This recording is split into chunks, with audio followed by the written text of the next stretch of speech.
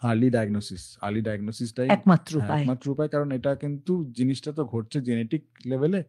সেটা কিন্তু আমাদের কিন্তু জেনেটিক ইঞ্জিনিয়ারিং এর মাধ্যমে চিকিৎসা কিন্তু আজকের ডেটেও আবিষ্কৃত হয়নি। হুম, তো ঘটনাটা ঘটাটাকে আমরা আটকাতে পারব না। হুম, হুম। কিন্তু আমাদের সচেতনতাটা যদি আমরা বাড়াতে পারি যে কোন সময়টা আমরা জিনিসটাকে সন্দেহ করব, সেইটা যদি করতে পারি তাহলে আমরা কিন্তু এটা প্রাথমিক পর্যায়ে ধরতে পারবো।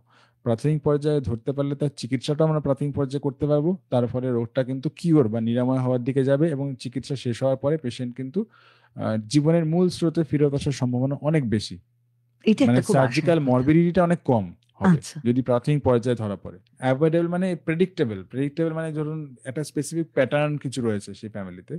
তাহলে উনারা নেক্সট জেনারেশন আসার আগে উনারা প্রেডিক্ট করতে পারেন এবং সে যখন ২ নম্বর হচ্ছে যখন এখন ফিটাল মেডিসিন খুব হুম, ইম্পোর্টেন্ট। হুম, হুম, হুম, ফিটাল হুম, হুম, হুম। যে টেস্ট গুলো থাকে সেই টেস্ট গুলো থেকে কর্ড ব্লাড থেকে বা কোরিয়নিক বিলাস স্যাম্পলিং বলে যেগুলোকে সেইগুলো যখন শিশু যখন ভ্রূণ অবস্থায় রয়েছে, হুম, মাতৃগর্ভে রয়েছে, সেই পরিস্থিতিতে কিছু টেস্ট করে সেই জিনিসটাকে প্রেডিক্ট করা যেতে পারে। কিন্তু আমরা যতই যাই বলে থাকি না কেন, আমরা কিন্তু মেডিকেল সায়েন্স খুব কম জানি। আচ্ছা। বিজ্ঞানেরও খুব কম জানি। তো আমরা খুবই অসহায়। এই কথাটা একদম পরিষ্কার সত্য কথা। কারণ ঘটনাটা আমরা ঘটাতে পারছি না। আমরা যতই বৈজ্ঞানিক গবেষণা করে কেমোথেরাপি আবিষ্কার করি না কেন, আর সার্জারি আবিষ্কার করি না কেন, জেনেটিক মিউটেশন কিন্তু সেইরকম একইভাবে পাল্লা দিয়ে বেড়ে চলেছে।